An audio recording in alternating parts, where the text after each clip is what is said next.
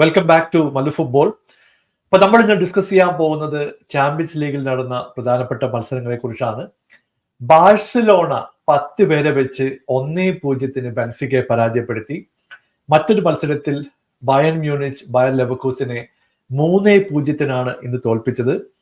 നമ്മൾ പ്രധാനമായും ഡിസ്കസ് ചെയ്യാൻ പോകുന്നത് ലിവർപൂൾ PSG മാച്ചിനെ കുറിച്ചാണ്. അപ്പൊ കോണ്ടന്റ് ഇഷ്ടപ്പെടുകയാണെങ്കിൽ നിങ്ങൾ സബ്സ്ക്രൈബ് ചെയ്യാനും ഷെയർ ചെയ്യാനും മറക്കരുത്. കുറച്ചു കാലത്തിന് ശേഷമാണ് ഇങ്ങനെയൊരു മാച്ച് PSG കളിയിൽ നിന്ന് കാണുന്നത്. One of the brilliant performance from PSG. ശരിക്കും പറഞ്ഞാൽ ലിവർപൂളിനെ അടിച്ച് തകർത്തിട്ടുള്ള ഒരു പെർഫോമൻസ് ആണ്.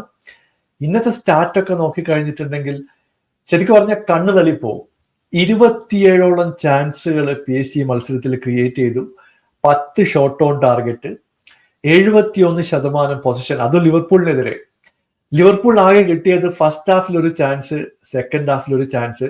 സത്യം പറഞ്ഞാൽ ജെട്ടി ഇടാനുള്ള ടൈം പോലും ലിവർപൂളിൽ നിന്ന് PSG കൊടുത്തിട്ടില്ല എന്ന് ഒരു കോമൺ ആയിട്ട് പറയേണ്ടി വരും. അത്രയ്ക്കും ചാൻസുകൾ ഫസ്റ്റ് ഹാഫിൽ തന്നെ അവർ ക്രിയേറ്റ് ചെയ്തിട്ടുണ്ടായിരുന്നു. ആ ഫ്രണ്ട് ത്രീയുടെ പെർഫോമൻസ്, ഒരു വശത്താണെങ്കിൽ കവർഷീലിയ, ഉസ്മാൻ ഡെംബെലെ, ലെഫ്റ്റ് ഹാൻഡ് സൈഡിലാണെങ്കിൽ ബാർക്കോള. ഇവര് 3 പേരും കൂടെ ഒരു കാട്ടുതീ പോലെ ലിവർപൂളിനെ കുക്ക് ചെയ്ത് കളഞ്ഞു.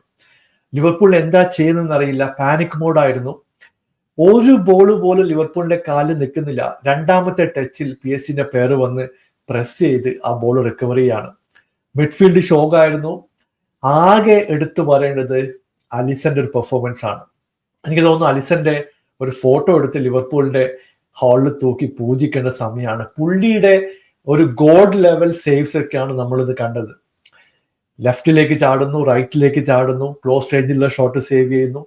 Brilliant performance from Allison. Allison ഇല്ലെങ്കിൽ ഒരു 4 ഗോളൊക്കെ ലിവർപൂളിന് ഈസി ആയിട്ട് ഫസ്റ്റ് ഹാഫ് തന്നെ കൺസിഡർ ചെയ്യായിരുന്നു.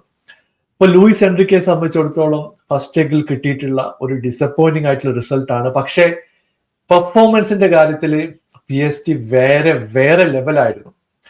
നമ്മൾ പലപ്പോഴും പറയാറുണ്ട്, ഫുട്ബോൾ ചിലപ്പോൾ ക്രൂവൽ ആയിട്ടുള്ള ഔട്ട്പുട്ട് ഒക്കെ കൊണ്ടുവരാറുണ്ട്. അതിന്റെ ഒരു പ്രൈം എക്സാമ്പിൾ ആണ് നമ്മളിത് കണ്ടത്. കളി മൊത്തം കൺട്രോൾ ചെയ്തത് PSG, കൂടുതൽ ചാൻസുകൾ ക്രിയേറ്റ് ചെയ്ത് PSG, പൊസിഷൻ അവർക്കായിരുന്നു. പക്ഷേ ഒരു ചാൻസ് കൃത്യമായിട്ട് കൺവേർട്ട് ചെയ്യാൻ ഇവിടെ ലിവർപൂളിന് കഴിഞ്ഞു എന്ന് പറയേണ്ടി വരും. ആദ്യം എടുത്തു പറയേണ്ടത് ആ ഒരു പെനൽറ്റി ഇൻസിഡന്റ് ആണ്.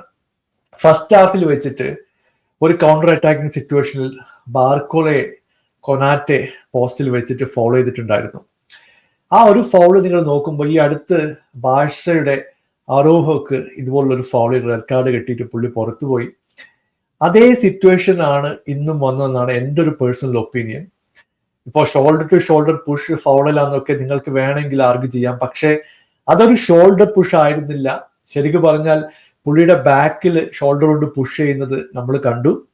ബാർക്കോള കൺട്രോൾ കിട്ടാതെ ബോക്സിലേക്ക് വീഴുന്നു. വാറൊക്കെ ഇന്റർവ്യൂ ചെയ്തു. പക്ഷെ എന്തുകൊണ്ടാണ് അത് പെനൽറ്റി കൊടുക്കാത്തതെന്ന് എനിക്ക് മനസ്സിലായിട്ടില്ല. കാരണം വേറെ ഏതെങ്കിലും ടീമൊക്കെ ആണെങ്കിൽ ചിലപ്പോൾ ക്ലീൻ പെനാൽറ്റി കാര്യങ്ങൾ ചിലപ്പോൾ റെഡ് കാർഡിലേക്ക് പോകേണ്ടതായിരുന്നു. പക്ഷെ എന്തുകൊണ്ടോ അത് പെനാൽറ്റി കൊടുത്തിട്ടില്ല. അതിനുശേഷം കളിയിലേക്ക് വരുമ്പോൾ ഒരുപാട് ഓപ്പർച്യൂണിറ്റികൾ ക്ലോസ് റേഞ്ചിൽ വെച്ചിട്ട് PSG മിസ് ചെയ്തു. അവിടെ അലിസന്റെ ബ്രില്യൻസും നമ്മൾ എടുത്തു പറയേണ്ടതുണ്ട്.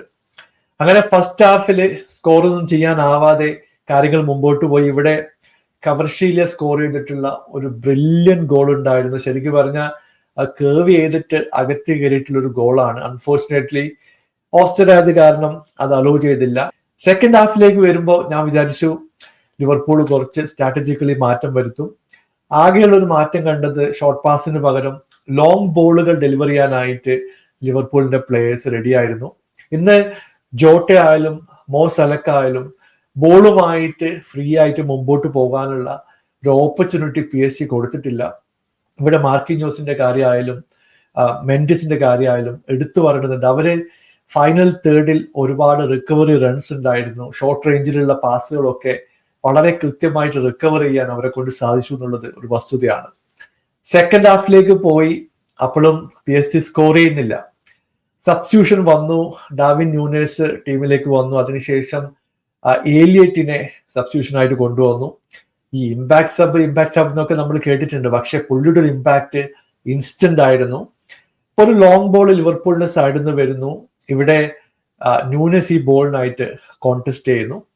ബോൾ റിക്കവർ ചെയ്തുകൊണ്ട് റൈറ്റ് ഹാൻഡ് സൈഡിലുള്ള ഏലിയറ്റിലേക്ക് ന്യൂനസി പാസ് ചെയ്യാണ്. ഓപ്പൺ പോസ്റ്റ് ആയിരുന്നു, പുള്ളി പോസ്റ്റിലേക്ക് ഒരു ഷോട്ട് എടുക്കുന്നു. ഡൊണറുമ്മ ചാടി നോക്കി, പുള്ളിയുടെ കൈ തട്ടി ഡിഫ്ലക്റ്റ് ആയി ബോള് പോസ്റ്റിലേക്ക് എത്തുകയും ചെയ്തു. അങ്ങനെ കളി അവസാനിക്കാൻ 3 മിനിറ്റ് ഉള്ളപ്പോൾ 1-0 ലീഡിലേക്ക് ലിവർപൂൾ എത്തുകയാണ്. ഇപ്പൊ ലിവർപൂളിനെ സംബന്ധിച്ചിടത്തോളം this is A huge opportunity. കാരണം അടുത്ത ലെഗ് നടക്കാൻ പോകുന്നത് ആൻഫീൽഡിലാണ്. അതിന്റെ ഒരു അഡ്വാൻറ്റേജ് എന്തായാലും ലിവർപൂളിന് കാണും. PSG ഇന്ന് വളരെ നന്നായിട്ട് പെർഫോം ചെയ്തെങ്കിലും വളരെ ഡിസപ്പോയിന്റിംഗ് ആയിട്ടുള്ള ഒരു റിസൾട്ടാണ് അവർക്ക് കിട്ടിയിട്ടുള്ളത്. എന്തായാലും അടുത്ത ലെഗിൽ PSG ശക്തമായിട്ട് തിരിച്ചു വരും എന്ന് പ്രതീക്ഷിക്കാം. നിങ്ങളുടെ അഭിപ്രായം താഴെ അറിയിക്കുക. പുതിയൊരു വീഡിയോയുമായി വീണ്ടും കാണാം. Thank you so much for watching. Bye for now.